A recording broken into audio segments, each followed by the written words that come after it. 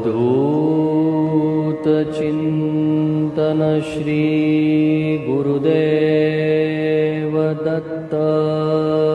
या मंत्राचा अर्थ आहे अवधूत म्हणजे सर्व प्रकारच्या सांसारिक इच्छा, आसक्ती आणि बंधनांपासून पूर्णपणे मुक्त असलेली व्यक्ती, अर्थात संन्यास आश्रमामधील सर्वोच्च अवस्था जी प्रकृतीच्या सर्व विकारांपासून विरक्त असते। चिंतन म्हणजे विचार करणे, मनन करणे।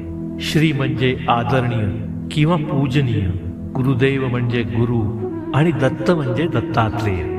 म्हणून अवधूत चिंतन श्री गुरुदेव दत्त या मंत्राचा अर्थ होतो की दत्तात्रेय हे जसे सांसारिक इच्छा, आसक्ती आणि बंधनांपासून पूर्णपणे मुक्त आहेत, त्यांचे चिंतन करून त्यांच्या चरणी लीन होऊन त्यांच्या शिकवणीचा आदर करणे